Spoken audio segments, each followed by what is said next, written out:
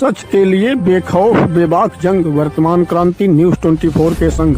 नमस्कार, स्वागत है आपका आपके अपने वेब चैनल वर्तमान क्रांति न्यूज 24 में। नमस्कार, वर्तमान क्रांति न्यूज 24 में आपका स्वागत है। मैं हूं आपके साथ दीप्ति। रुक करते हैं खास खबर के साथ। भदोही जनपद के इतिहास में पहली बार किसी समाज सेवी ने गरीब और पिछड़े वर्गों को 15,000 कंबल बांटने का बीड़ा उठाया है और अभी तक वे लगभग 9,000 लोगों को कंबल बांट चुके हैं। भदोही में इतिहास बनाने की तरफ अग्रसर प्रमुख समाज सेवी राकेश तिवारी और पप्पू तिवारी ने इसी क्रम में गुरुवार 25 दिसंबर को अपने पोते माधव तिवारी के पहले जन्मदिन पर अपने आवास पर लगभग 6,000 लोगों को कंबल का वितरण किया।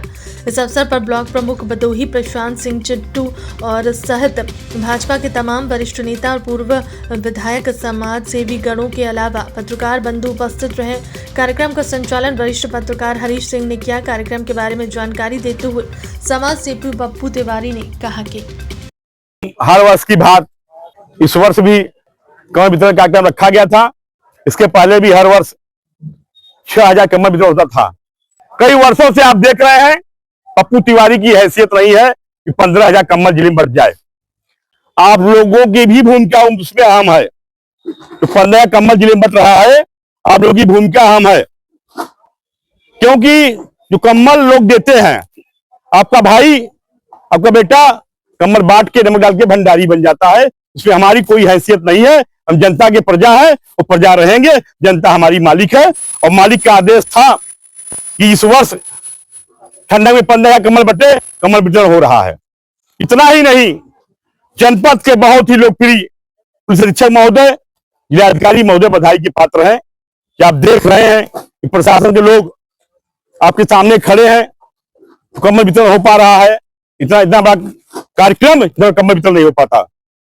साथियों, इस कार्यक्रम में आए हुए सभी जनप्रतिनिधि, सभी पत्रकार बंधुओं का, सभी ग्राम प्रधान का, सभी डॉक्टर गणों का मैं हार्दिक स्वागत अभिनंदन करता हूं। वो आपको विश्वास दिलाता हूं प्रमुख जी, जितने लोग यहाँ आए हुए हैं हमारे बड़े भाई हैं।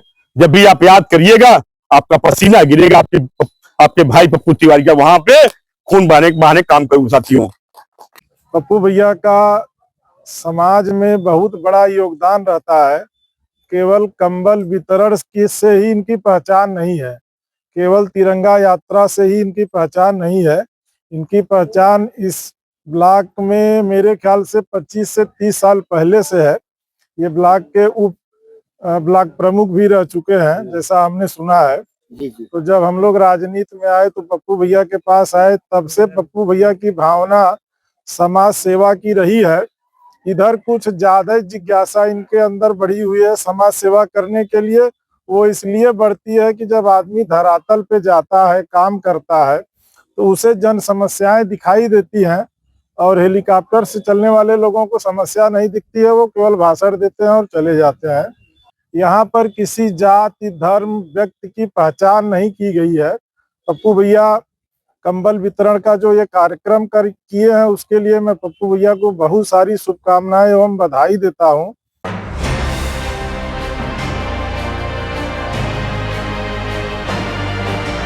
भदोही में गुरुवार को वीर शिरोमणि महाराजा बिजली पासी का जन्म दिवस बड़ी ही धूमधाम से मनाया गया। इसके साथ ही पंडित महामना मदन मोहन मालवीय और पूर्व प्रधानमंत्री स्वर्गीय अटल बिहारी वाजपेयी याद किए गए हैं। भदोही नगर के मर्याद पट्टी में अंतर्राष्ट्रीय हिंदू परिषद जिला महामंत्री मनीष दुबे के कार्यालय पर भारतीय धर्म संस्कृति के रक्षक वीर शिरोमणि महाराजा बिजली पासी का जन्म दिवस बड़े ही धूमधाम के साथ मनाया गया है। इस अवसर पर महाराजा बिजली पासी के शौर्य को याद करते हुए वक्ताओं ने उन्हें भारतीय धर्म संस्कृति का रक्षक बताया।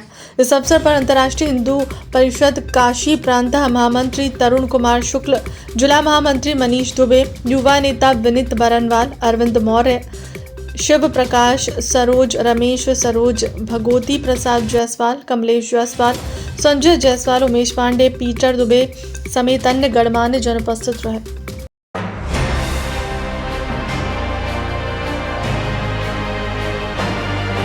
वीर बाल दिवस और साहिब गुरु तेग बहादुर जी के 350वें शहीदी वर्ष पर लखनऊ में कीर्तन समागम कार्यक्रम में मुख्यमंत्री योगी आदित्यनाथ के प्रेरणादायी संबोधन कार्यक्रम का कलेक्टर सभागार में जिलाधिकारी शैलेश कुमार व मुख्य विकास अधिकारी बाल गोविंद शुक्ल की उपस्थिति में सैकड़ों महिलाएं, बच्चों और जनमानस ने बड़े ध्यानपूर्वक देखा व सुना।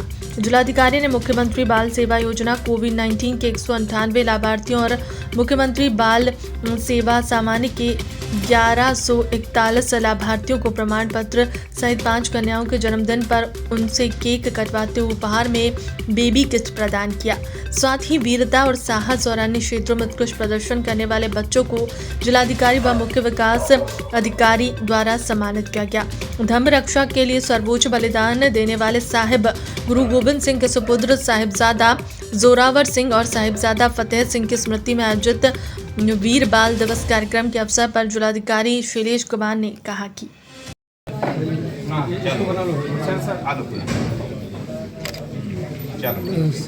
बाकी लोगों को भी मिलेगा कट करके लगता है, ठीक है। वीर बाल दिवस का आयोजन किया गया। इस दिवस की ऐतिहासिक पृष्ठभूमि है। आज ही के दिन पूज्य गुरु गोविंद सिंह जी के 2 साहिबजादों जोरावर सिंह और फतेह सिंह, इनकी उम्र 9 साल और मात्र 6 साल की थी, उनकी शहीदी का दिवस था। और उनकी याद में जो बच्चों की वीरता है, जो संघर्ष में जीवन व्यतीत करते हुए भी अपने लक्ष्यों की प्राप्ति के प्रति सजग हैं, मेहनत करके अपने भविष्य को संवारने का कार्य कर रहे हैं। ऐसे बच्चों को यहाँ बुला करके उनको पुरस्कृत भी किया गया है।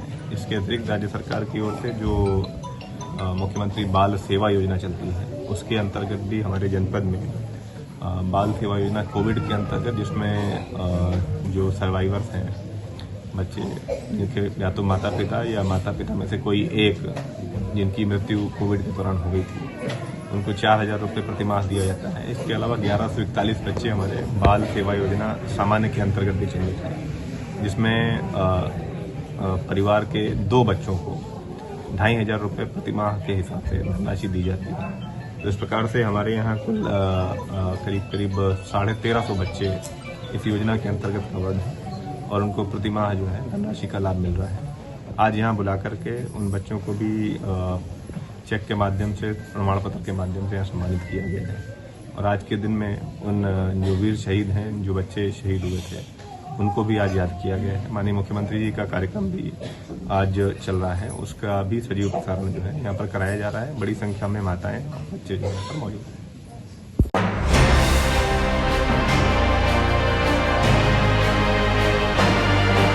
रेल विभाग की घोर लापरवाही से एक किशोर मौत के मुंह में जाने से बाल बचा है। जानकारी के अनुसार भदोही कोतवाली क्षेत्र अंतर्गत सियराहा निवासी 15 वर्षीय हिमांशु चौहान पुत्र अनिल चौहान प्रतिदिन की भांति शुक्रवार 26 दिसंबर को भी कोचिंग पढ़ने मोड़ रेलवे स्टेशन के पास गया था। शाम को लगभग 5 बजे जब हिमांशु कोचिंग करके वापस अपने घर की ओर जा रहा था, इसी बीच वह रेलवे स्टेशन पर दादर के पास लटक रहे बिजली के तार की चपेट में आ गया। घटना में उसका बायां हाथ बिजली की करंट से झुलस गया।